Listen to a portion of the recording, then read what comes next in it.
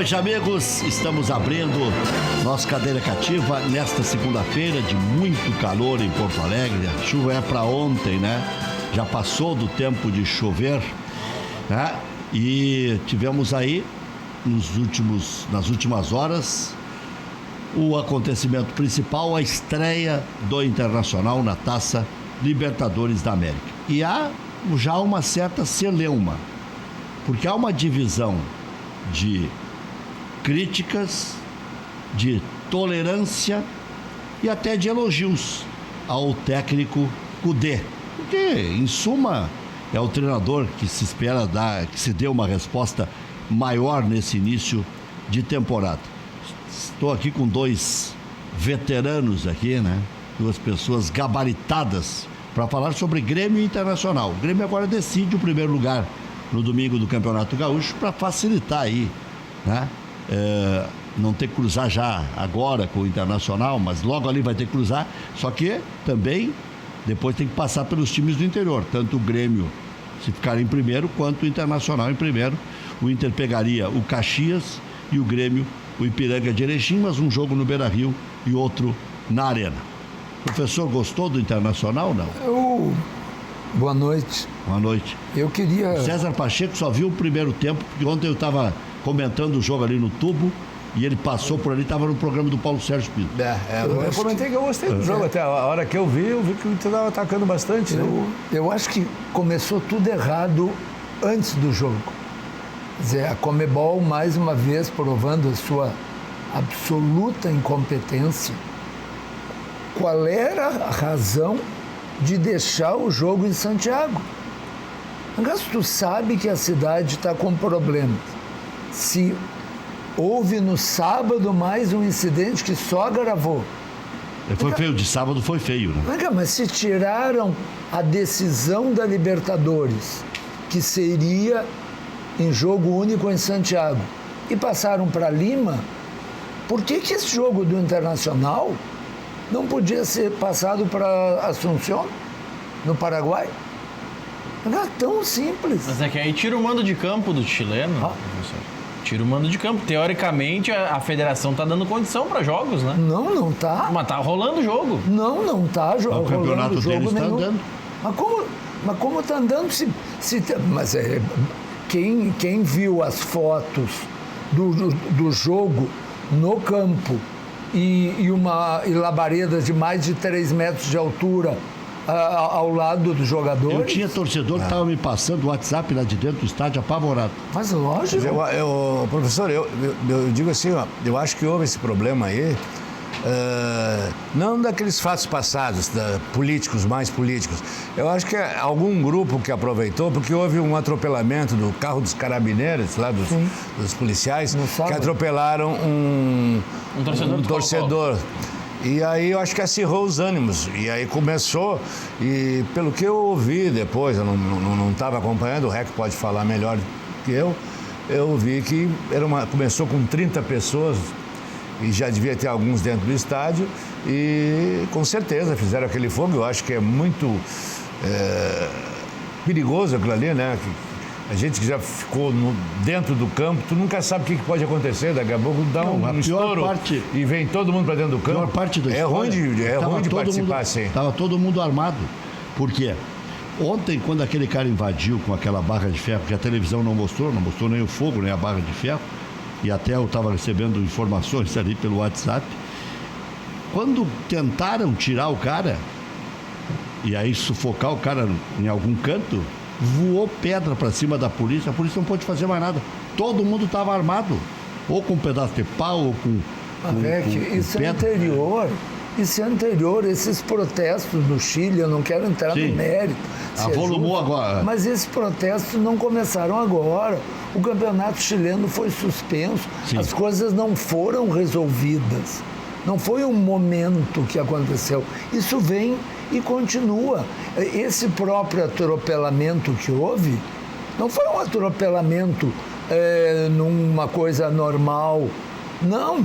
estavam havendo protestos. O cara não estava na praia e por um acaso foi atropelado. Exatamente, os carabineiros por qualquer maluquice, não. Não é uma guerra contra os carabineiros. Havia... Eles estão apoiando um bocado os carabineiros também. Eu tenho visto, não vamos dizer que eles estão batendo. Não. Porque eu tenho visto de carabineiro e apanhar e sair correndo lá. Mais foi um feio o motivo. negócio. Eu acho que mais um motivo.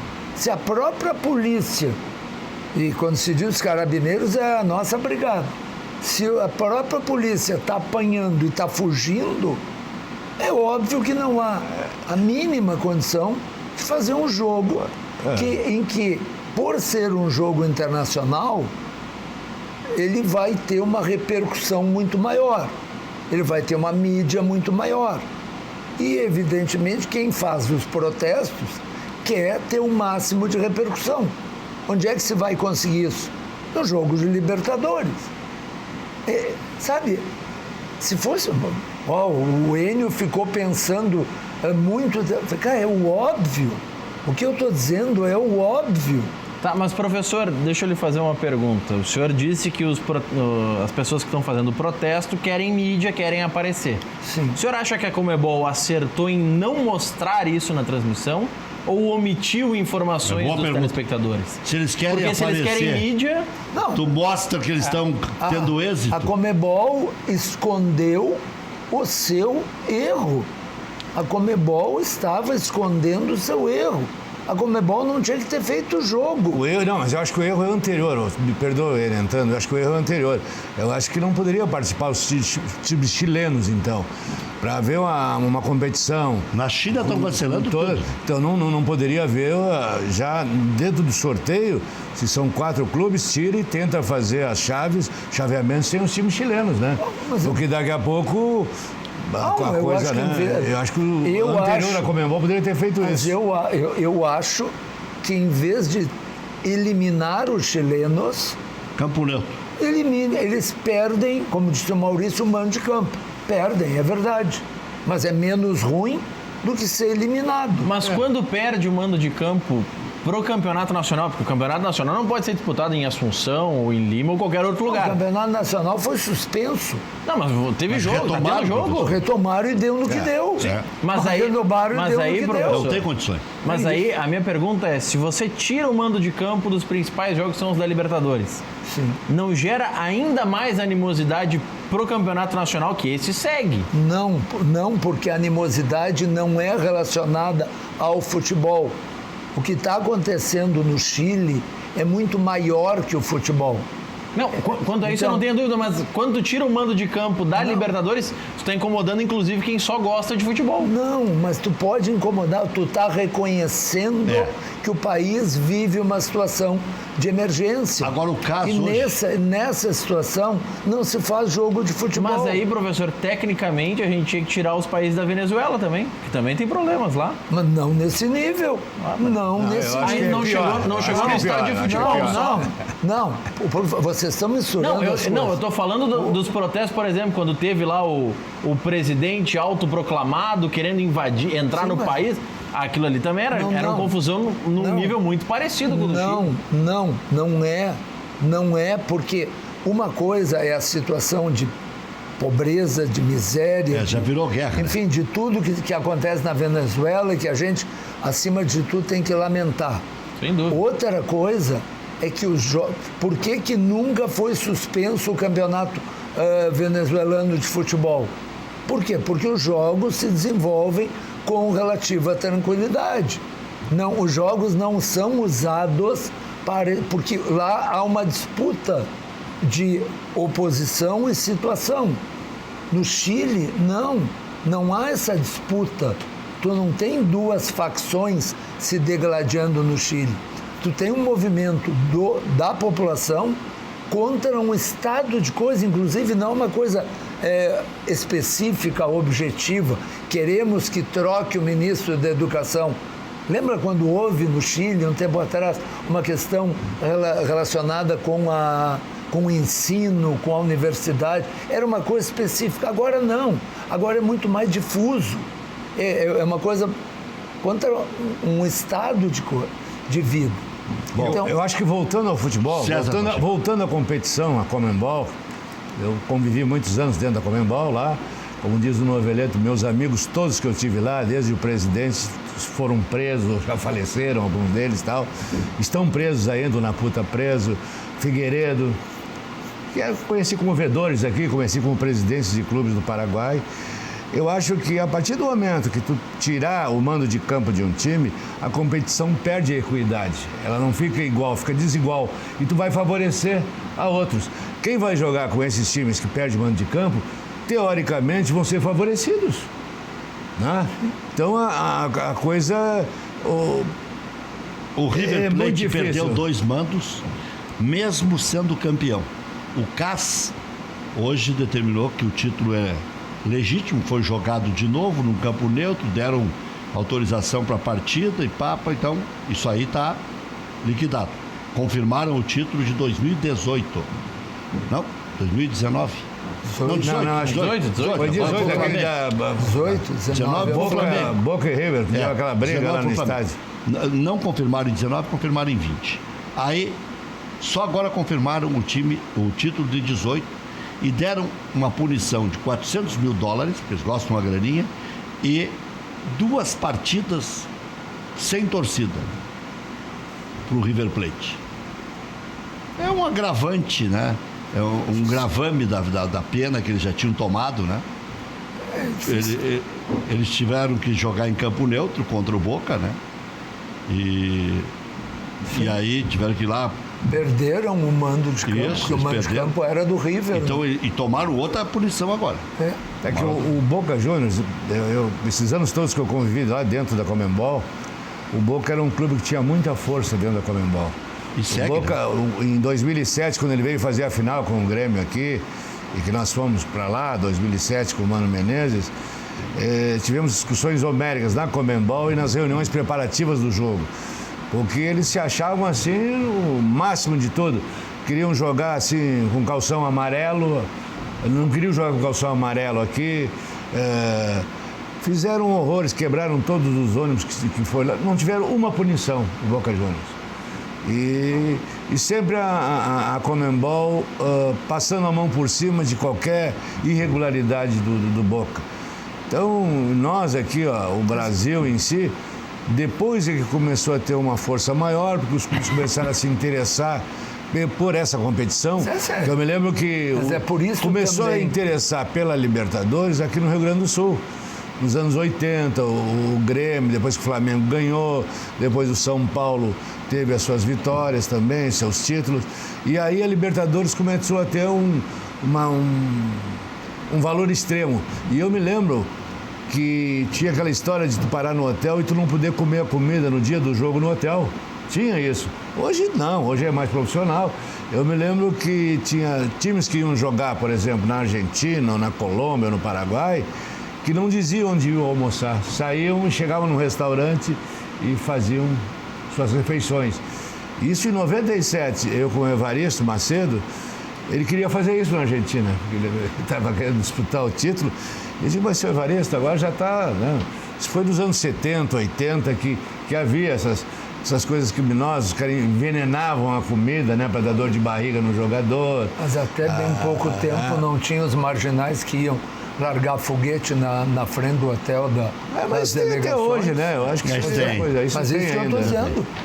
Não, e o pior é que às vezes tem pessoas da imprensa que tratam isso como, são coisas do futebol. Não são. Mas eram subsidiados pelos clubes? Mas continua sendo um bando de marginais. Eu não sei se agora os clubes subsidiam. Eu acho que não. Eu acho que mudou isso aí. Eu acho que... eu não tinha na época conhecimento. Eu era contra esse tipo de feitura antes do jogo de futebol. Mas a torcida fazia, nós tínhamos que aceitar. E diziam até que o clube ajudava, mas eu não tinha participação ou conhecimento de qualquer coisa nesse sentido. Eu acho que é uma coisa maior, e aí eu cobro muito, porque acho que a imprensa tem um papel muito importante nisso, de valorizar as coisas boas, de valorizar o cumprimento de regras e não valorizar a burla, sabe? O engano. Quer dizer... Mas aqui, ó, então eu vou te dizer assim, ó, há 15 anos atrás, nos Aflitos, lá em 2005, tu estava lá, né, Rec? Em 2005, tu estava lá, eles cortaram o vestiário pelo meio, fizeram uma parede... Eu não estava lá, mas estava na transmissão. Eles cortaram o vestiário no meio, o vestiário ficou muito menor do que esse estúdio aqui. Pintaram no dia, uma tinta bem mal cheirosa. Não tinha jeito de colocaram alto-falantes, olha a malandragem, isso lá no Nordeste, lá no time dos Aflitos. E colocaram um container, esses containers com coisas podres, cascas de coco, tudo que tu podia imaginar na porta do vestiário. Não tinha como tirar, porque tinha que vir uma máquina para retirar aquilo ali. Se nós quiséssemos carregar, cadearam as portas de acesso ao campo. Foi um horror, o jogador se sentiu mal lá dentro. Mas não ganharam. Deu a famosa Batalha dos Aflitos. Pouca gente sabe. Eu tenho o cadeado cortado até hoje, de lembrança. Não. Que na época eu pegava o falecido tio Hélio e dizia assim, quando começou a haver problemas com o Vasco, eu mandei comprar serra para serrar cadeado, mandei comprar aqueles alicates grandes de cadeado e corrente. Então, essa aí é boa. E eu botava na mala do tio Hélio, aqueles caixotes ali onde vai o material. No início ninguém entendia por que eu fazia aquilo. Lá nos Aflitos eu usei. Eu digo, pode ir lá serrar porque está o cadeado. Então, eles não tinham como reclamar. Tu ia lá, serrava o cadeado e atravessava. Porque eles tinham colocado antes esportivo. Né? Pois é, mas o que eu acho importante é que ninguém diga que isso são coisas normais, não é normal, não então, é normal. Vem cá, nós cansamos de ouvir gente tratando barbaridades que aconteciam no interior do Rio Grande do Sul como coisas do Campeonato Gaúcho. Não é, sabe? Eu joguei em Livramento lá naquele campo do Guarani. Te lembra, Rec? Tinha umas laranjeiras que os caras jogavam laranja, o vestiário cabia meia... Em Bagé? Bagé também, tinha... Depois isso foi se profissionalizando, mas no início dos anos 80, os campeonatos gaúchos... Mas onde é que tu falou que tinha laranjeira? Laranjeira e Livramento. Livramento. Era um pai e filho que era o presidente do clube lá. E o Luiz Paulo Dutra. Nós trouxemos o Pino de lá, inclusive. O pai dele não é que não tinha um braço cortado? O pai dele pegava um apito e ficava atrás da goleira apitando. Era presidente do clube. O pai dele me jogou um copo de cerveja na cara. E ele invadiu o campo, sempre assim. E não adiantava, era difícil. E tinha era um campo assim, cada vez mais cheio de barro, porque molhavam antes, né? Olha, era difícil. Eu estou pensando até em escrever um livro. Tem tantas histórias para contar. E os pessoal pegavam aquelas laranjas e jogavam. Quando a estreia do Nildo, se eu não me engano, foi em Livramento. Nós ganhamos de 1-0 com o gol do Nildo. 93. Quando ele estreou, estreou no Gauchão, estreou lá em Livramento. E aquela época o Guarani estava jogando. Não, 94, 93 o centroavante era o Gilson Cabeção. Porque eu achei que ele tinha vindo no final Eu não gosto de falar anos, porque eu já me perco tantos anos, 40 anos de futebol e tantos campeonatos gaúchos. Em 94 ele fez o gol do título. Mas ele estreou lá e estreou fazendo um gol. Pode olhar na internet aí, eu me lembro disso bem. Tem acompanhado ele na internet? Eu acompanho. Ele faz uma defesa intransigente do Grêmio, acompanha todos os detalhes, debate com torcedores. Agora a última. Ele é uma boa pessoa. A última dele, e ele tem uma boa verve. A última do Nildo, ele diz assim: engraçado, estão falando que os jogadores do Grêmio são velhos, e o D'Alessandro e o Guerreiro, foi o primeiro a gritar, né? Tu não fala isso, porque eu falei numa rádio, numa TV, num programa Donos da Bola, se eu não me engano. E no dia que eu fui lá, até o diretor foi lá participar, porque é meu amigo e tal. E aí perguntaram se eu queria o D'Alessandro no Grêmio. E eu disse, eu era vice-presidente agora, 2016, e eu disse, olha, negativo, eu não gostaria do D'Alessandro no Grêmio, por várias razões. Eu acho que ele deu certo no Internacional. No Grêmio ele não daria certo da forma como ele faz, isso, aquilo. É um bom jogador, mas eu não queria. Todo mundo ficou quieto. Quando eu fui embora, conversei, no outro dia ficaram 15 minutos me dando um pau. Eles não falaram na minha presença, então, para eu poder me defender. E eu sempre reclamei isso aí. E esse diretor foi no outro dia para falar. dizer que eu tinha errado, que o D'Alessandro era muito bom. Depois ele sabe que ele quase veio pro Grêmio, né? Sim, o Pelaipe tinha falado. O Pelaipe disputou com o Fernando Carvalho. O Pelaipe foi um grande descobridor de jogadores e ele está trabalhando agora num clube... São Caetano. Já está entre os 4 melhores da A2. Ele descobre muitos jogadores, ele trouxe muitos bons jogadores para o Grêmio. Mas assim, ó, tu vê, quando houve aquele gol, o Maradona fez um gol com a mão. Isso, la mano de Deus. Que la mano de Deus? Coisa nenhuma. Entende? É a mão do vigarista. É um gol de vigarice, sabe? O senhor nunca vibrou com um gol de vigarice, professor? O fato de eu vibrar não faz com que seja certo. Não, mas não estou dizendo. Não, o que eu quero dizer... Não pode vibrar, se você não acha certo... Mas é óbvio que eu não vibro. Mas é óbvio que eu não vibro. A meu favor, eu acho tudo bom. Morro de vergonha. Quando o goleiro faz cera a seu favor... Eu não quero que o Internacional ganhe roubando.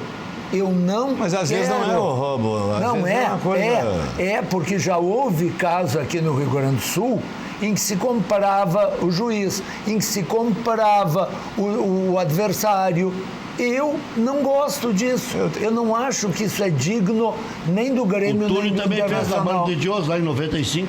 E aí? Mas quantos títulos o senhor perdeu por pênalti mal marcado? E quantos títulos o senhor ganhou por pênalti mal marcado? E aí? Então é um balanço do futebol. Não. Mas isso é um erro humano, não é nós que temos... Tu tá misturando erro humano com vigarice. Mas o erro humano... Como é que tu vai saber que é vigarice? Não, são duas coisas completamente diferentes. São duas coisas completamente diferentes. Entende? O que eu não posso é ouvir numa reunião de dirigentes... Tanta vantagem de alguma coisa. Entende? Não, também acho que não. Não, porque eu comprei o goleiro... É burrice. Tal. É burrice o cara falar isso. Já tem que levar pro caixão. Quem fala isso aí é burrice. Quem faz... não diz que fez. Isso aí é natural. Não vai fazer. Tem que não fazer. Tem muita gente que diz que fazia, não fazia e não sei onde é o dinheiro. Teve vários casos... Se coçar a cabeça... Não, teve vários casos de que o Grêmio e Internacional, para deixar... vão jogar com o clube do interior. Tinha especialistas em fazer isso aí. Claro. Chega o folclore do futebol, a gente sabe até o nome das pessoas. Chega o Enio e diz... César... comprar o goleiro. Não, comprar o goleiro.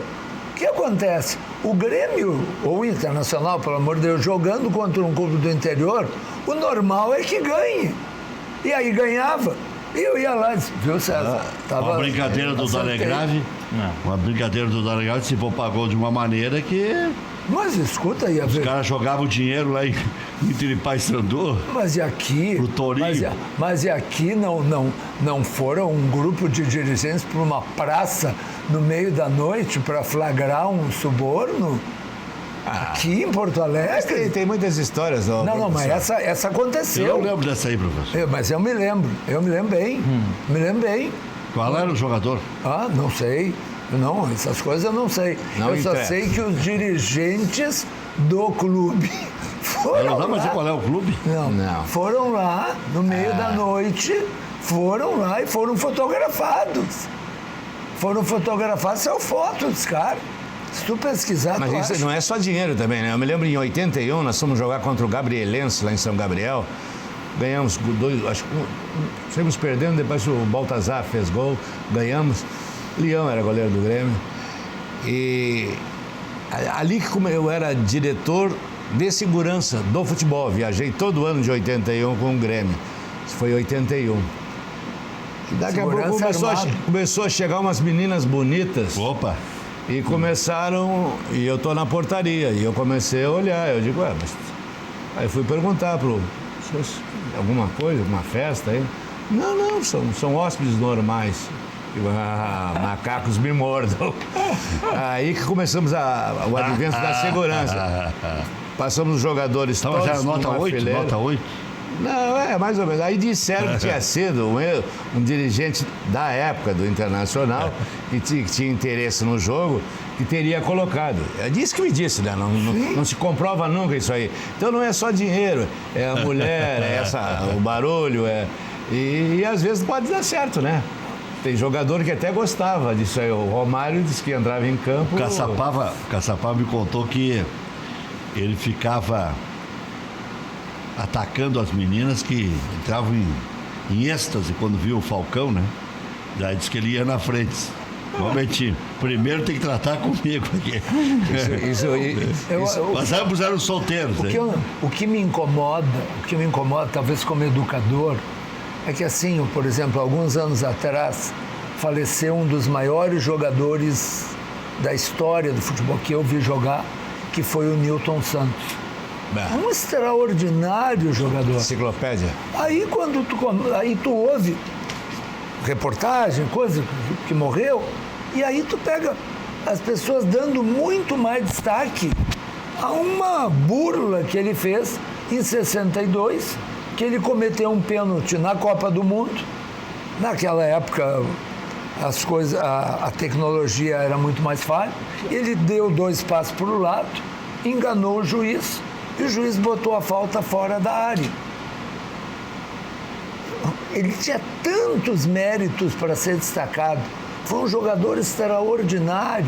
Newton Santos estava na Copa de 54 ainda, quando o Brasil perdeu na Suíça. Foi campeão mundial em 58, foi campeão mundial em 62. Jogou anos no Botafogo. Pô, não. O destaque é para burla. Mas é sempre um negativo que se faz, né? Mas não como uma coisa negativa, é isso que me incomoda. Não como uma coisa negativa. Uma coisa esperta. Como uma coisa que é a malandragem. É a malandragem, a esperteza, sabe? A burla. Quando há tantas coisas boas para serem destacadas. É isso que eu desconfio dessas pessoas que dizem que fizeram isso. Quem diz que faz, não faz. Quem faz, não fala. Isso aí é natural em qualquer setor da tua vida privada, da vida pública e tudo. Normalmente as pessoas vão negar sempre. Deixando o fogo de lado, a barra de ferro, sim, a não condição de jogo que poderia ser prévia e tal, depois transcorreu, o episódio foi quase no final do jogo, estava 0-0, perturba o goleiro, obviamente. O Lomba deu uma entrevista dizendo que ele estava com medo das suas costas, né? Claro, com justa razão. Ele olhava para frente para ver se não ia tomar o gol, de vez em quando dava uma olhadinha para trás, né? Claro. Para ver se não ia estourar uma bomba, alguma coisa. Acho que ele não jogou contra Estudiantes lá. Eu estava lá. Se fosse jogar contra Estudiantes em 83, depois eu voltei lá, e os caras cutucavam o goleiro com cabo de taquara. Esse era pior. Pergunta. Bom, aí é impossível de jogar, né? Quem tu ia perguntar? Mas aí, deixando isso tudo, não de lado, porque isso faz parte do espetáculo, mas analisando o jogo em si. O Internacional lhe preocupa até que ponto, lhe satisfaz até que ponto, e até que, em que momento já dá para criticar o Cudê? Tem 3 jogos. Eu acho que não dá. 2 com reserva. Acho que não dá para criticar o treinador ainda, que está começando, mas algumas coisas me preocupam. Eu comentava antes com o César, o Internacional ontem não tinha um jogador capaz de uma vitória pessoal do drible. Não tem, sabe? O jogador internacional, ele pega a bola e passa. Teria o D'Alessandro numa outra função. Jogando de costas pro gol. Num outro momento, talvez até numa outra idade. O D'Alessandro alguns anos antes, né? Entende? O D'Alessandro hoje não é um jogador de driblar e deixar alguém para trás. Não, ele é capaz, por exemplo, como fez ontem, umas 2 ou 3 vezes, o jogo está todo de um lado e só ele enxergar que tem alguém na outra ponta e ele dá um passe que cai no pé do jogador. Sabe? Isso ele ainda é capaz. Agora, ele não tem a vitória pessoal de entrar drible. Ninguém tem isso no Internacional. Então, isso me preocupa. Nem na reserva? Nem na reserva. Marcos Guilherme é o mais próximo disso. Olha, ninguém sabe. Marcos Guilherme, ninguém conhece. Mas do Atlético Paranaense e do São Paulo se tem boas recordações. Se tem. O do Wellington Silva também se tinha boas recordações no Fluminense. O Neilton se tinha boas recordações no Santos, quando surgiu. E do Botafogo também. Depois um pouquinho no Botafogo. É que o jogador, sabe, o Luan de 2016, 2017...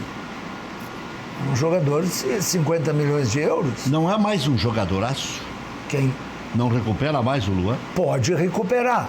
Mas já estão pegando no pé dele, né? Não, mas é outra coisa. Ele pode recuperar, mas ele, no momento ele não é.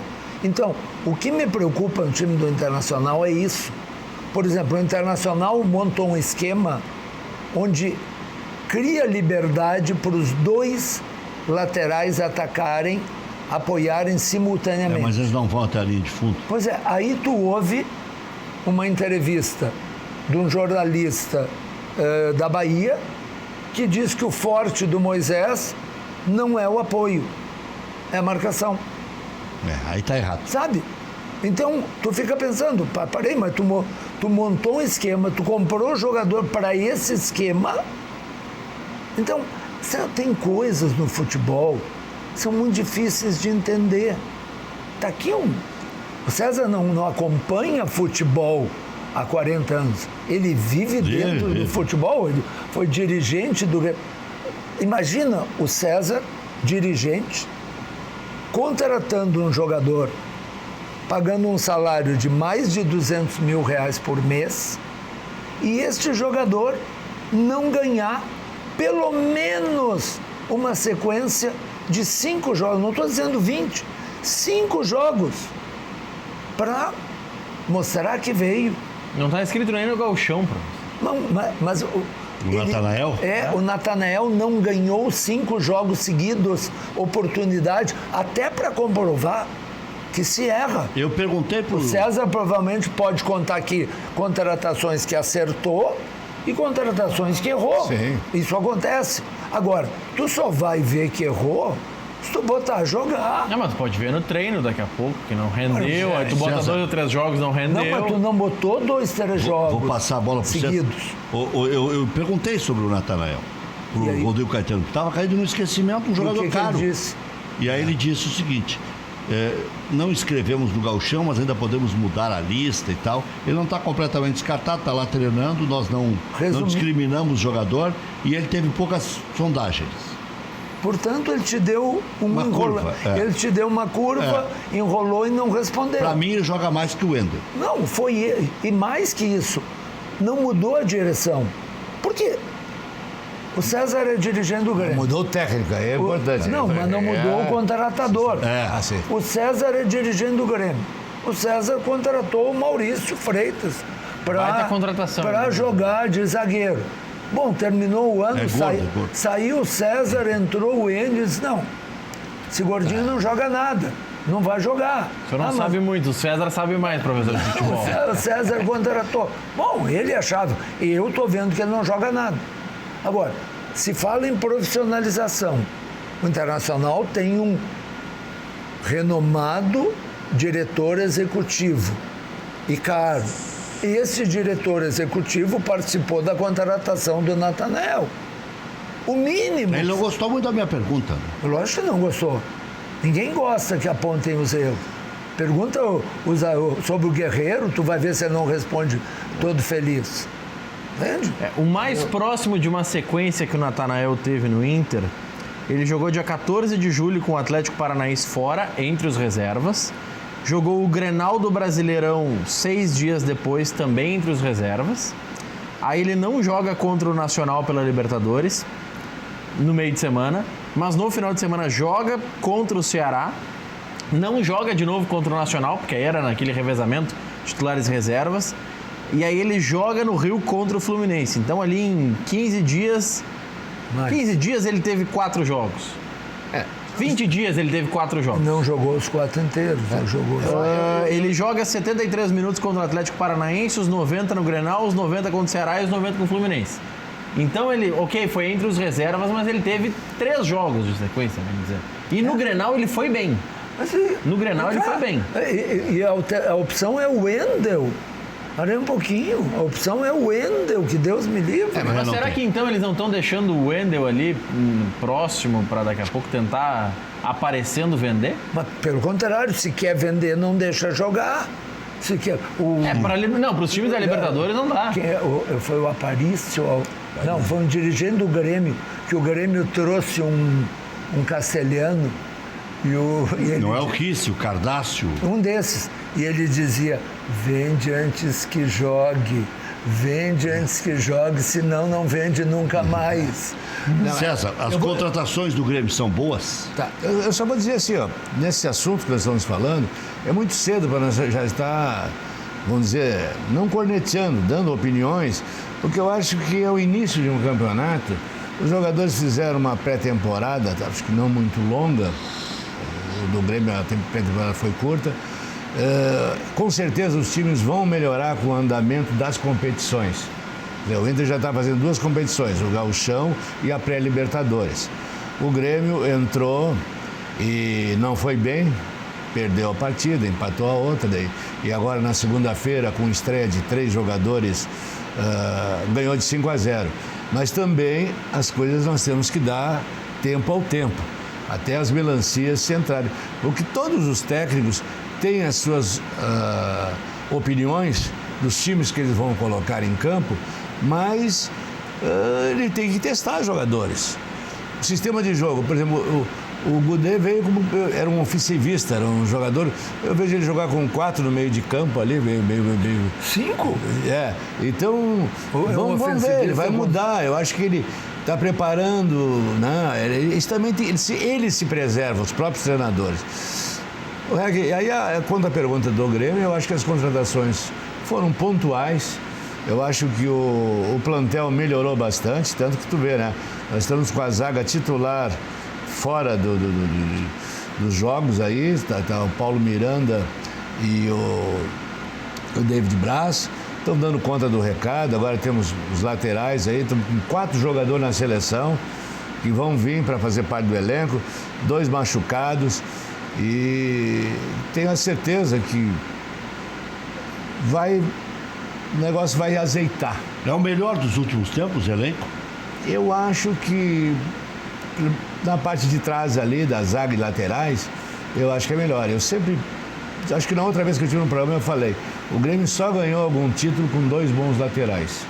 E eu acho que acertou, né? Tendo uma sombra, jogou bem o Cortez, mas tendo o Caio Henrique, Orihuela, Vitor Ferraz. Então, tenho certeza que eles vão se fixando aí. E aí o time melhora, tendo uma boa zaga, tendo 2 bons laterais, bom goleiro. Mas diria que o elenco é melhor que 17, inclusive, Sam? Olha, em 17 tinha Arthur, tinha o Everton no banco, mas o Arthur tinha o Luan em alta. Não, tem o Pedro Rocha também, que antes de ser vendido, né? No início do ano tinha o Pedro Rocha. Tinha o Barrios. Mas as coisas assim, todo mundo acha que o Arthur ficou anos. O Arthur apareceu de uma hora para outra e foi um cometa que passou pelo Grêmio. Um grande jogador, né? E foi embora. Mas eu acho que é um time de qualidade, está mesclando os cascudos com a meninada. Subiu grandes jogadores aí que fizeram bons trabalhos na categoria de base. Tanto que nós estamos com 4 jogadores na seleção lá, fazendo o que o nosso noveleto está chefiando, né? E eu não sei como é que vão fazer, porque tem 5 goleiros, né? Quando o Benjolado chegar, eu acho que o Breno baixa, ou algum goleiro vai ser vendido, né?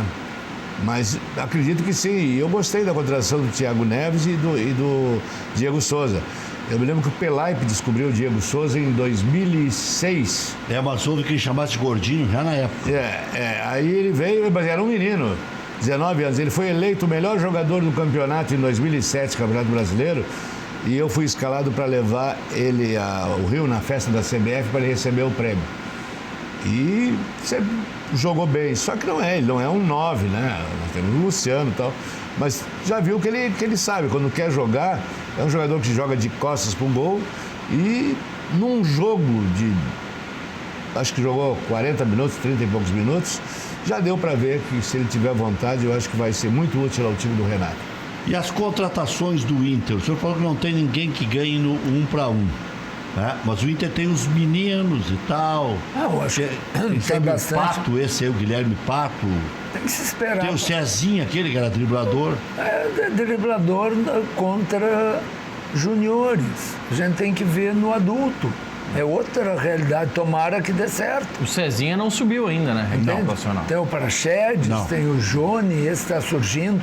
O Internacional está lançando jovens. Agora, tem um jogador que está no mercado e que eu acho que o Internacional tinha que olhar com carinho, que é o Dedé.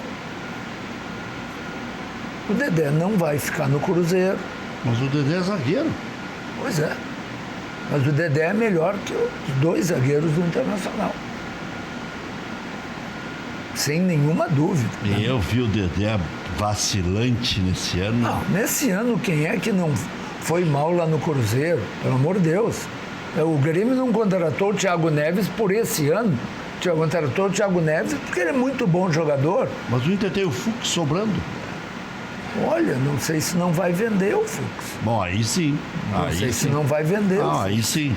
Sabe? E o Dedé até não é tão velho, deve ter 31, 32. E o Dedé parece que a informação que eu tenho é que o Dedé teria feito um acerto com o Cruzeiro de receber a longo prazo, de pedalar o que o Cruzeiro tem. Se o Cruzeiro tiver dinheiro para pagar tudo que ele está devendo, vai ser difícil. Eles vão ter que esperar um bocado para receber. Mas é a história do Romário. Então, muitos anos atrás, o Romário estava assinando, não lembro se com o Vasco ou com o Flamengo. Os dois. Né? E eu perguntava, mas Romário, eles não vão te pagar isso. Eu sei que eles não vão. Eu só quero que o contrato esteja bem feito, bem amarradinho. Depois eu não preciso de dinheiro agora. Sabe, minha aposentadoria, vou seguir ganhando. O Romário ganha até hoje do Vasco e do Flamengo. Acho que agora não, mas... Olha, eu não sei se ainda não, hein, Ele jogou até os 41, né? Faz uns 10 anos que parou já. Exatamente. Então, sabe, eu acho que é muito bom jogador. É um muito bom jogador que está disponível. E talvez por um valor razoável, porque não vai ganhar o que ganhava no Cruzeiro. Eu acho que o Inter precisa mais do Rodriguinho. Você não gosta do Vitor Cuesta? Gosto muito. Só acho que é uma oportunidade de ter um zagueiro de nível de seleção brasileira. Vitor Cuesta ontem me lembrou o Paulão. Não na qualidade técnica, mas nas atitudes, querendo resolver tudo, e aparecia cruzando, e aparecia lançando. Mas é que o Internacional está sem mecânica. Exatamente, ele era armador do time no final. O Internacional está sem mecânica, por quê? Porque o time da Universidade se fechou, ainda mais depois que ficou com um jogador a menos, e o Internacional não tem penetração. Esses meninos que entraram, o Thiago Galhardo e o outro Marcos Guilherme, eles não acrescentaram. Olha aqui, doutor Sérgio, o senhor vai gostar de ouvir o professor ele também, que estará lá na Câmara de Vereadores já, o ano que vem, mas uma homenagem feita pela Câmara de Vereadores, tem o meu amigo Renato Bouchi lá no comando da imprensa, que me mandou isso aqui. Tarciso Flecha Negra é homenageado com o nome do Museu do Povo Negro. Ah, que bom. Projeto de lei que altera o nome do Museu da História e da Cultura do Povo Negro para Museu da História e da Cultura do Povo Negro, vereador Tarciso Flecha Negra. Acrescentaram. Foi aprovado por unanimidade na Câmara Municipal de Porto Alegre durante sessão ordinária realizada na tarde de hoje. Que bom. O nome do equipamento foi instituído pela Lei 10.986, de 6 de dezembro de 2010. Vereador Tarciso Flecha Negra, batizado assim pelo Haroldo Souza, foi um notório ativista do povo negro dentro da Câmara Municipal. E este projeto reconhecerá o seu trabalho, além de contemplar a história de Porto Alegre. Justifica a proponente da homenagem, vereadora Cláudia Araújo, a quem eu quero cumprimentar. Eu sempre fui muito amigo do Tarciso, ele circulava no centro e sempre fazia questão de bater no vidro ali no Estúdio Cristal para dizer, tô aqui. O vereador explica que a homenagem se deve ao fato de Tarciso, quando vereador, ter sido o proponente da lei de criação do museu. O Museu da História e da Cultura do Povo Negro, vereador Tarciso Flecha Negra, tem o objetivo de criar um espaço para auxiliar as escolas de ensino fundamental e médio no ensino sobre a história e a cultura afro-brasileira e divulgar a contribuição de afrodescendentes para o desenvolvimento do município de Porto Alegre. Além disso, pretende estimular o estudo dos hábitos e dos costumes dos povos negros e servir como espaço para a expressão e para a manifestação cultural, lembra a vereadora Cláudia. Merece. O Tarciso era uma excelente pessoa. Eu me lembro que conhecia desde o tempo de jogador, me dava super bem com o Tarciso. Ele morava no centro ali, na Rua da Praia, passava pelo Estúdio Cristal, porque ele vinha a pé, acho que para ir para a Câmara. e passava ali. E nas primeiras eleições dele, as primeiras candidaturas, eu ajudei muito o Tarcísio, eu ajudei porque gostava dele. E ele não... As pessoas não achavam que ele ia trabalhar, ele fez um trabalho excelente. Eu votei nele e recebia os informes de todos os trabalhos dele, e aqui vem comprovar, né, que ele foi um bom vereador, que fez coisas boas para a cidade. Sempre, né? trabalhando, né? Uma pena que ele faleceu, e temos lá, os 2 filhos deles trabalhavam no Grêmio na minha época lá. Hoje temos a Gabriela, que é a filha dele, que inclusive o filho dela tem o nome de José Tarcísio também, né? Em homenagem ao pai, que seria o avô. Né? Eu acho que o Tarcísio é um bom exemplo de como, às vezes, pessoas que são catapultadas pelo futebol. Catapultadas é bom. É bom, é bom. Eu ensaiei antes do programa, só para dizer essa palavra. Professor, curso universitário, né? Assim, pessoas que chegaram à Câmara de Vereadores ou à Assembleia Legislativa em função, com o mérito de ter sido jogador de futebol e que se revelaram, na verdade, políticos de primeira qualidade. De primeira qualidade. O próprio Romário, que obviamente se elegeu senador porque foi um grande jogador, e na prática se Danley, sim. O Danley, Cassiá Carpes. Sabe, Cassiá Carpes nem se fala. Não, Cassiá para mim, é um dos grandes políticos que nós temos. Então a gente acaba se lembrando, às vezes, de outros jogadores que foram profundas decepções, que fizeram muita porcaria porque não estavam preparados e a única coisa que eram capazes é de jogar bola. E às vezes a gente esquece de um grande número de pessoas oriundas do futebol e que tiveram uma participação política e ainda tem da melhor qualidade. E o Tarcísio é um bom exemplo. E é uma pessoa bem simples, o Tarcísio, né? Ele conseguiu, dentro disso aí, uma pessoa simples vencer. Porque é um meio difícil de trabalhar, meio político. É conceituoso, às vezes. Não no sentido da Vocês que são jovenzinhos, sabe por que o Tarcísio foi contratado pelo Grêmio? Porque deixou o Pontes caído. Exatamente. Aliás, Bibiano Pontes, que estará aqui daqui uns dias. Porque ganhou na corrida meu querido amigo. Que ninguém fazia isso. O Pontes foi um extraordinário velocista. Era um zagueiro com um arranque, com uma velocidade totalmente incomum para jogadores, para zagueiros. Posso contar uma história do Pontes agora ou depois? Depois. É uma história interessante. O Pontes estudou educação física comigo. Ele era jogador do Inter, se eu não me engano, em 69 ou 70. E nós participávamos juntos na faculdade. Mas eu vou contar depois uma história muito, muito interessante do Pontes sobre um Grenal. Na sexta-feira ele... A mesma história, eu estava aqui pensando. Eu vou te contar a história, mas eu participei porque eu pegava carona. O Pontes tinha um Opalão na época, quando o Opala era um carro. Commodore. Um Opala assim com tudo. E eu pegava umas caronas com o Pontes. A gente ia sair para tomar um Opala é bonito até hoje. O Tovar estudava conosco lá, o Filipão, depois o Cláudio Duarte. Mas eu vou contar depois essa história do Pontes. E Bibiano Pontes, que estará aqui junto com o Maneco, prefeito de Taquari, nos próximos dias, e é meio ídolo lá na cidade, ainda está lá, o Bibiano. Tem negócio lá, tem uma ferragem, né? O consulado do Inter homenageia o Bibiano, né? Já voltamos.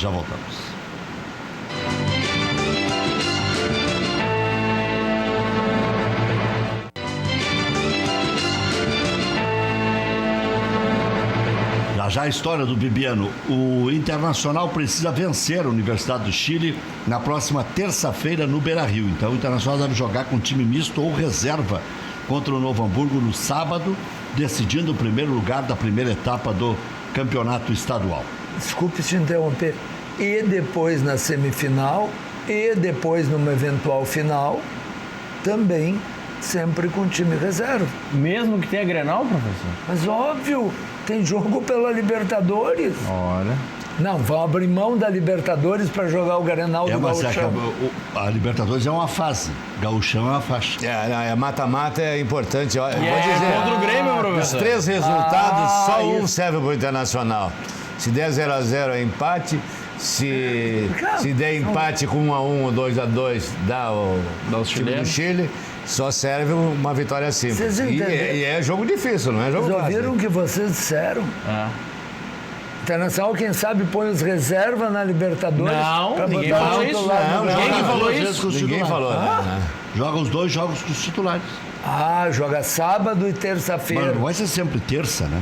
Pode ser quarta, pode ser... E aí pode ser domingo e quarta. Tá, mas o Grêmio tá fazendo isso e não tem problema. Não, o Grêmio não está fazendo isso, Maurício, que tá rindo. O Grêmio jogou... O Grêmio ficou a semana inteira sem jogar.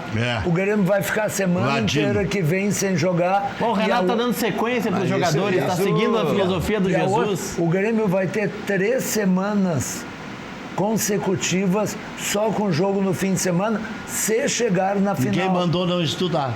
Tivesse classificado direto. O mérito da classificação, lógico, né? Mas ninguém não estaria numa pré como estava. Não, mas ninguém está dizendo que não é mérito. O senhor já está querendo desprezar o Campeonato Gaúcho, que é Copa do Mundo para o Internacional. Não vai ser tritão. Não é, não.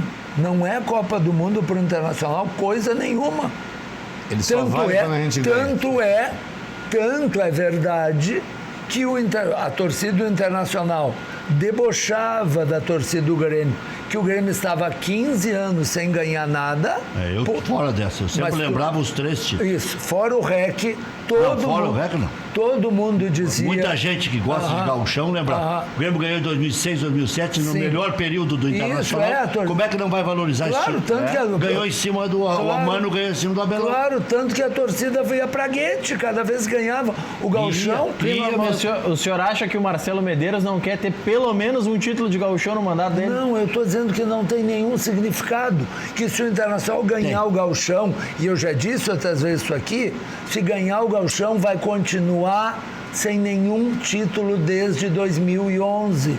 Como o Grêmio ficou 15 anos sem nenhum título e o Sacha dançou a valsa e os jogadores do Grêmio queriam bater nele. Eu achei que o senhor, como um desportista, ia dizer que o Sacha errou com a valsa, que não eram 15 anos, que o Grêmio estava só alguns anos sem ganhar gauchão. Não, porque o gauchão para Grêmio Internacional não tem nenhum significado. Como foi importante 2002, 2003 e 2004 ganhar gauchão, né?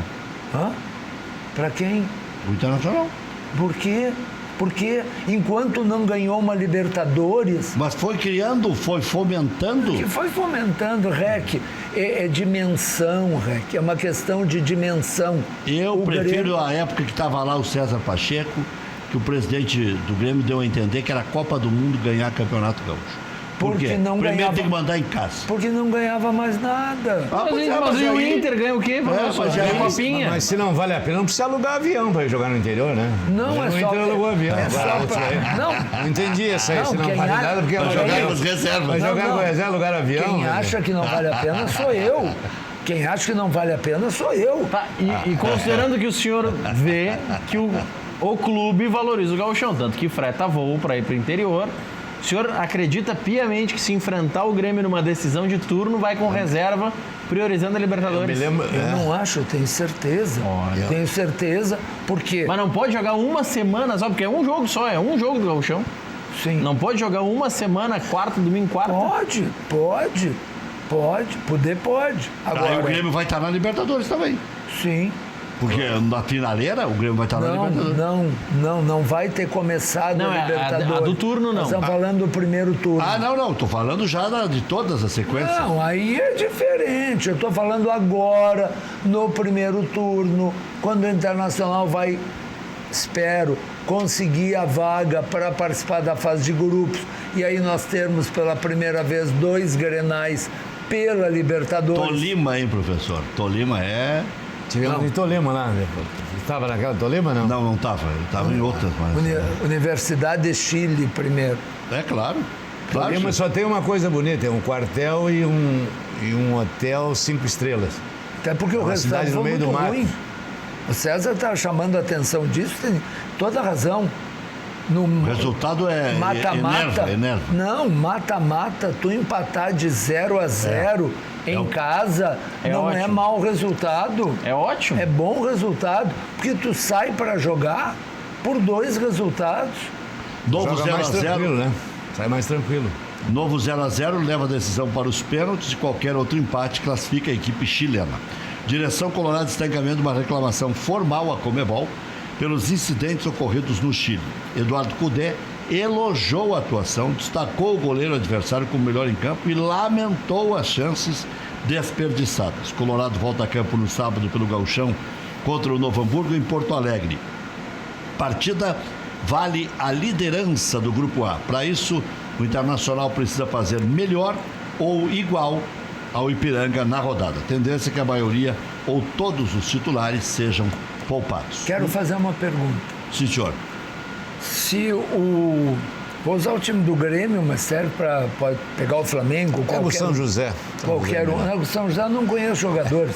Se tiver uma oportunidade dentro da área, no pé do Everton, ou tiver uma oportunidade dentro da área, no pé do Lucas Silva, é a mesma coisa? Não. Não é? Então, o que está acontecendo com o Internacional é que quem está tendo oportunidades são os meias. Esse é o problema. De colocar muitos meias. O meio-campo do Internacional é muito robusto. Então, claro que quando o Guerreiro está lá na frente. O resto está tudo aqui. Perdeu o gol ontem. Hã? Perdeu o gol. Não chegou a perder. O outro se antecipou. O zagueiro se antecipou. O zagueiro foi bem. Ele botou a bola na frente, o zagueiro cortou. Ontem ele estava com cara de quem comeu e não gostou. Se for as bolas que o Edenilson teve, se fosse o Guerreiro, o Internacional tinha ganho 2-0. Mas aí, professor, o seguinte, ano passado, números de 2019, Edenilson disputou 58 partidas, marcou 8 gols. O D'Alessandro, que é o companheiro de ataque do Guerreiro nessa formação... a cada 7 jogos, o Edenilson. O D'Alessandro ano passado, é muito fácil o cálculo, é 1 gol em 46. Sim, mas teoricamente, pela sua tese, uma chance nos pés do D'Alessandro vale mais que uma chance no pé do Edenilson. Não, porque mas na prática, no passado, ele não é atacante. Não é matador. Ele não é atacante. Mas nesse esquema dele é o mais próximo do Guerreiro. Ele não é. Ele volta e joga no meio junto com aquele povo. E o Grêmio? Tem um povo ali. Tem Musto, Edenilson, Lindoso, Patrick, D'Alessandro e mais 2 laterais. Tem 7 jogadores no meio campo. O Internacional está jogando rigorosamente, tomara que dê certo, no 3-7-1. Não, aí botei uma mais, 3-6-1. 3-6-1. Sim, senão o goleiro estava jogando no meio. É porque o Musto que o senhor somou lá na frente, ele fica mais atrás. Ele fica atrás. É o 3. É o terceiro zagueiro. O Internacional joga com 3 zagueiros. O Lindoso, ano passado, para fazer a comparação com o D'Alessandro, Lindoso, ano passado, 46 jogos, mesmo número de jogos, marcou 6 gols. Ele sabe fazer gol. Sabe fazer. Quem? O Lindoso fez gols importantes, fez gol contra o Flamengo, fez gol contra o Cruzeiro. O problema é onde ele está jogando e quantos estão jogando na mesma função. Está todo mundo ali. Só tem um atacante no time. É verdade. O Grêmio vai anunciar nos próximos dias novo vice de futebol. Tendência é que seja um vice eleito que venha assumir a pasta. Eu acho que vai ser o Paulo Luz. Tricolor busca liderança no grupo B do Gauchão e visita o Aimoré no próximo domingo em São Leopoldo. Para ser primeiro, precisa vencer e torcer por tropeços do Caxias diante do Sportivo. Técnico Renato Portaluppi deve escalar força máxima.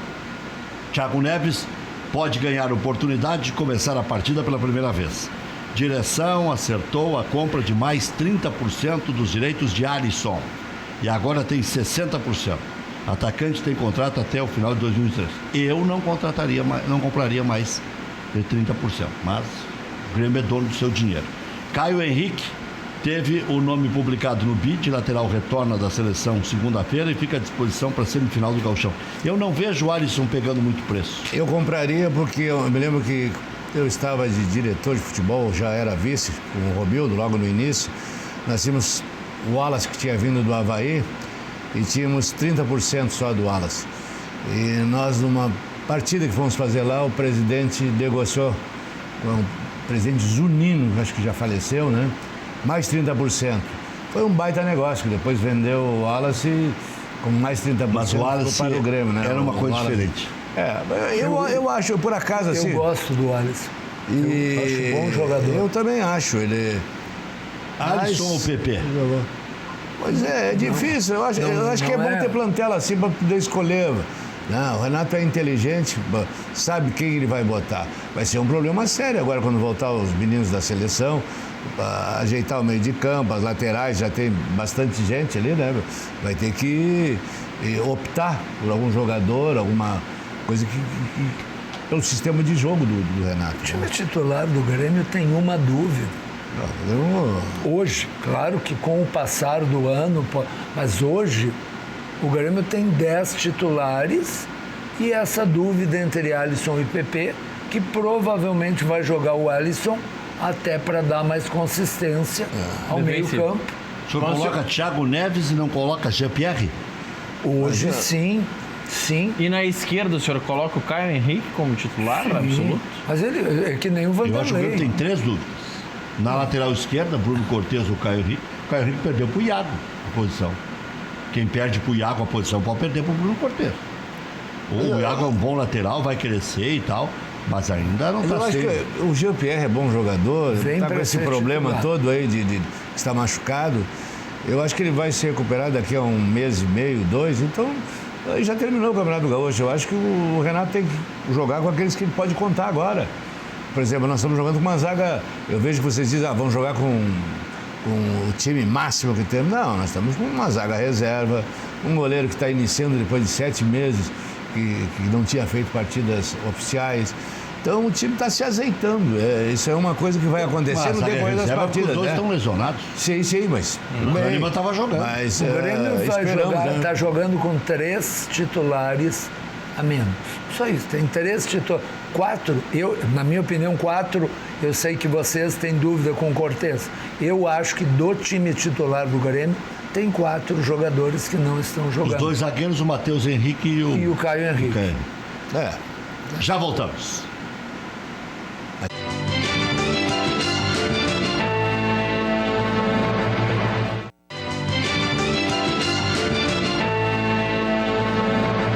Estamos de volta com o nosso Cadeira Cativa, com o professor Enio Kaufmann, com o César Pacheco, com o Maurício Freitas. Já prosseguimos e temos pendente ainda uma história do Bibiano Pontes, pré-Grenal e depois confirmação no Grenal.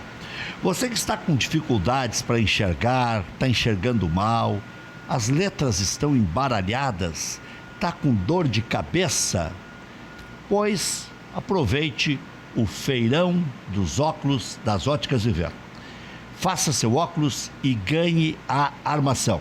Isso mesmo, você não vai pagar nada, nadinha pela armação. E um detalhe, quem vai escolher a armação é você. Olha a barbada, armação de presente e quem escolhe com qual vai ficar melhor, o qual vai ficar melhor em você, é você mesmo. Não é aquela, tem essa aqui, tem aquela lá, não, eu quero aquela. E você vai ganhar a armação no mole. Além de não pagar a armação, a sua idade é o seu desconto nas lentes. Se tiver 40 anos, como é o caso do Maurício, R$40 de desconto.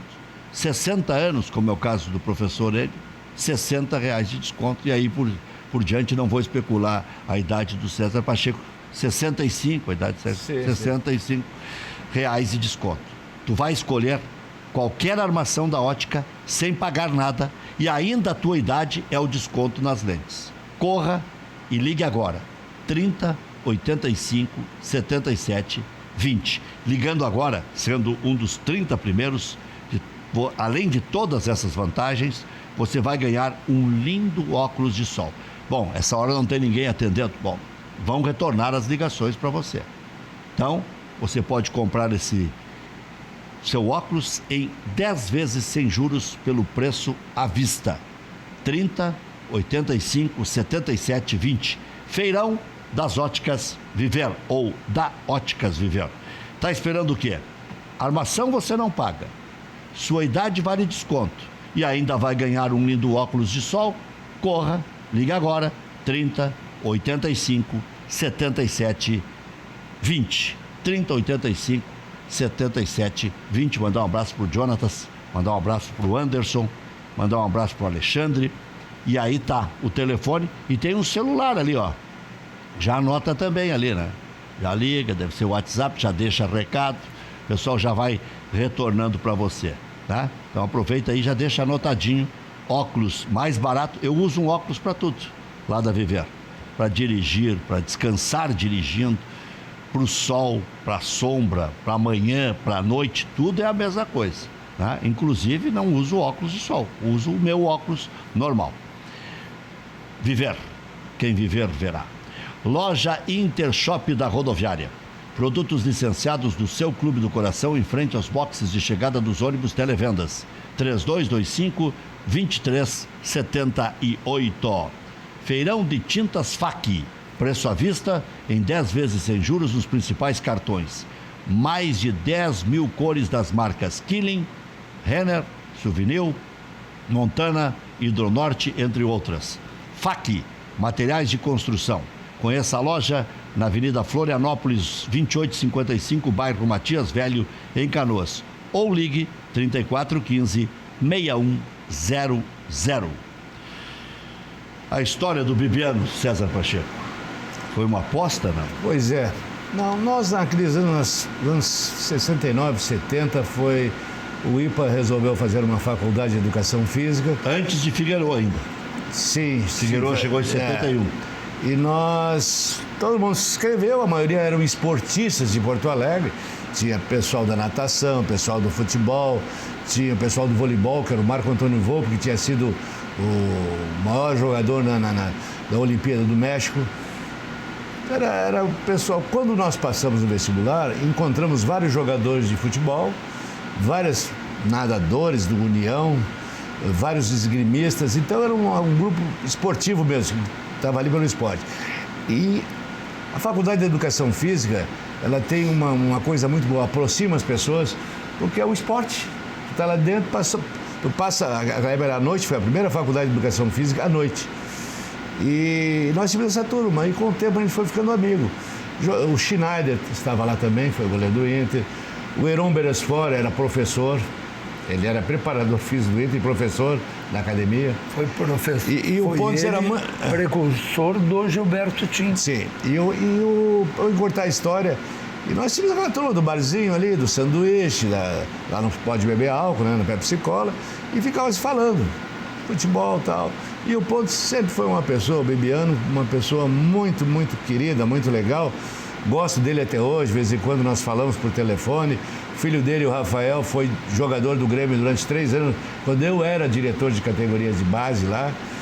E uma noite, uma sexta-feira, véspera de Grenal, no domingo, nós todos conversando ali, aquela rodinha de conversa, e o Bibiano chegou e disse assim: se eu fizer um gol no Grenal, aquelas conversas de eu vou tirar os calção. E nós, tomara que tu faça um gol, nós vamos ver, né? Vai tirar os calção, tá. E ele fez um gol contra no Grenal.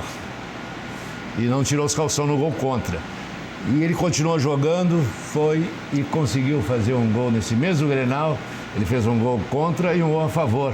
Quer dizer, eu acho que é difícil um zagueiro, né? Dá para contar na história, né, o professor? E ele foi lá e fez. E ele já estava preparado, ele estava com um sungão por baixo do calção, mas tirou os calção. E cumpriu a promessa. Cumpriu a promessa, saiu na Folha Esportiva no outro dia lá. Bibiano Pontes fez gol e comemora. Foi o primeiro companheiro do Figueiredo, depois o Valmir Louruz até às vezes se substituía ele, e o segundo foi o Hermínio, depois o terceiro foi o Marinho Pérez. Marinho só em 76. Quem ficou mais tempo foi o Hermínio mesmo. Hermínio. Já voltamos.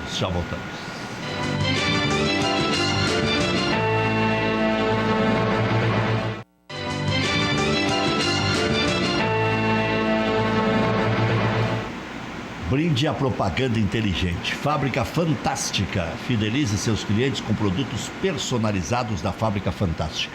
Mais de 2.000 opções para o seu evento ou sua empresa no site fabricafantastica.com.br. Solicite seu orçamento pelo 99-118-5147. Sanar Farmácias. Mais de 150 lojas Sanar em todo o estado. Sanar Farmácias, onde tem saúde, tem Sanar. Peça seu cartão Fidelize e programa de descontos da Sanar Farmácias. Até 70% de desconto para você. Você passou no vestibular? Está procurando um lugar novo e de qualidade para morar? Procure a Central de Imóveis. Tem aluguel para todos os gostos e necessidades. Empresa gaúcha com 3 décadas de atuação na Cidade Baixa, Central de Imóveis administra condomínios como ninguém. Encontre a solução ideal para você, fazendo como mais de 20 mil clientes já fizeram. Acesse o site e saiba mais. centraldimóveisrs.com.br. Aluguéis, condomínios, vendas. Central de Imóveis, José do Patrocínio, 381-385. Professor, então o senhor já está preocupado? Não, eu acho que não, que a questão é maior. Eu vejo o Internacional com um grupo, sei lá, que falta alguma coisa, falta um jogador mais capaz de uma jogada individual, alguma coisa assim, sabe? Me preocupa um pouco, mas é o começo, eu acho que tem que esperar. O Internacional vem de 2 anos, aí que está, na minha visão, 2 anos muito bons. O Internacional foi 3º lugar no Campeonato Brasileiro de 2018. 2 anos errado, 1 ano e meio, porque o Internacional foi bem no segundo semestre de 2018, a partir daquele Grenal de início de empata junho. 0-0. Exatamente. Dali em diante vai. Final de maio, eu acho. E 2019, o Internacional foi bem até a eliminação. Porque, infelizmente, pro Internacional, a reação do Internacional, do grupo do Internacional, à perda da decisão da Copa do Brasil, foi diferente, por exemplo, da reação do Grêmio, que tomou uma chapuletada maior ainda. O Grêmio tomou 5-0.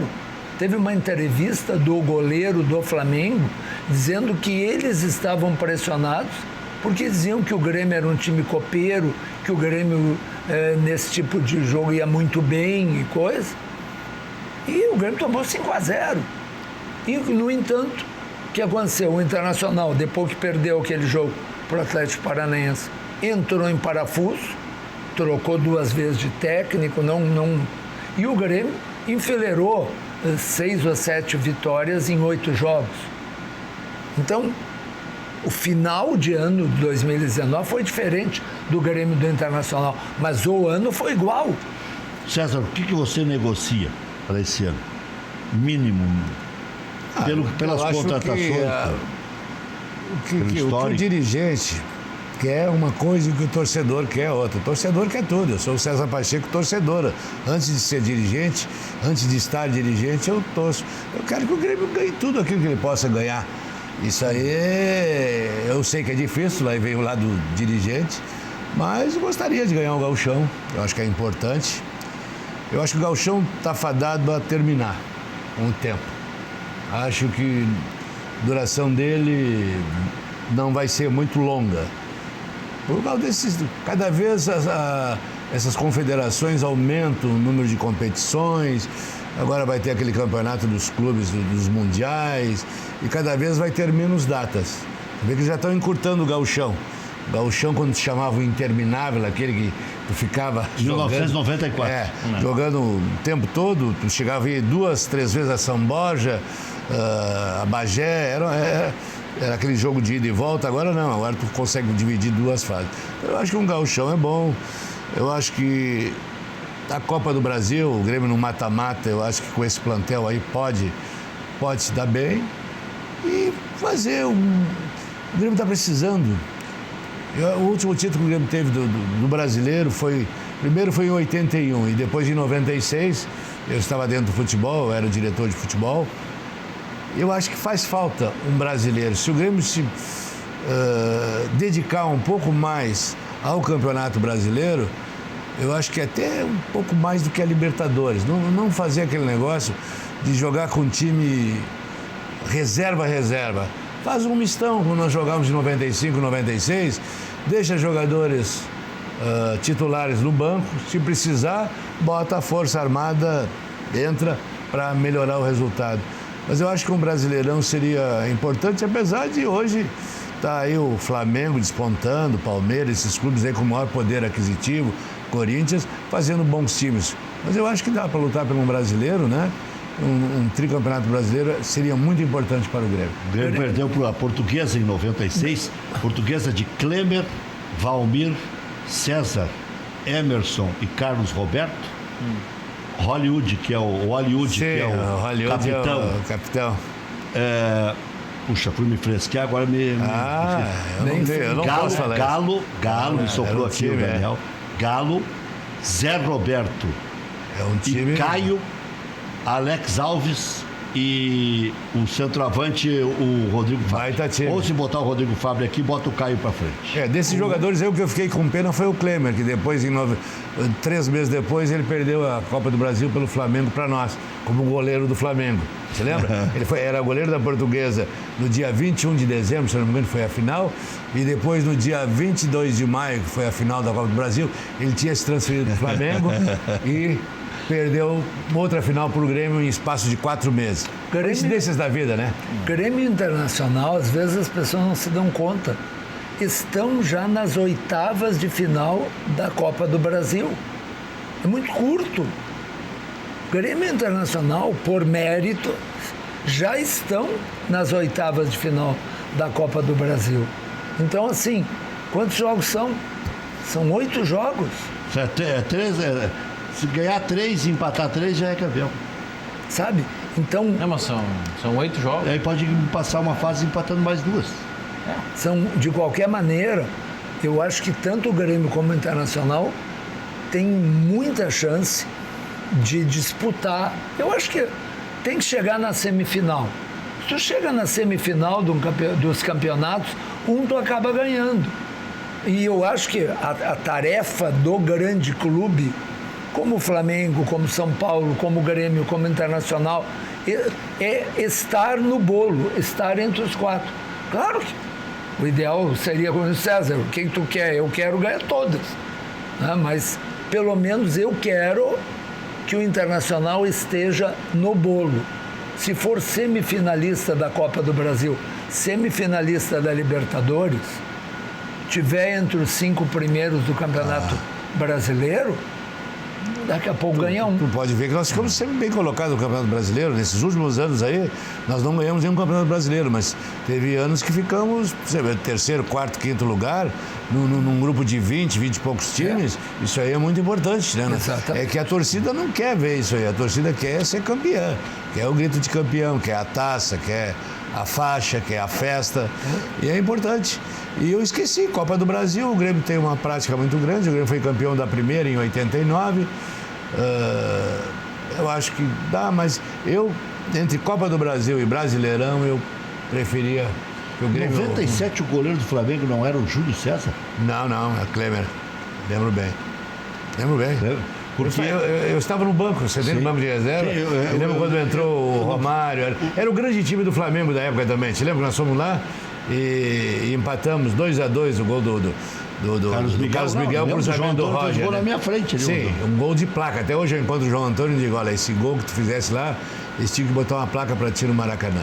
Esse menino João Antônio se criou no Pão dos Pobres. É um caso extraordinário. Eu tive a oportunidade de conversar com ele, com a família dele, sobre a infância dele, até se tornar jogador de futebol.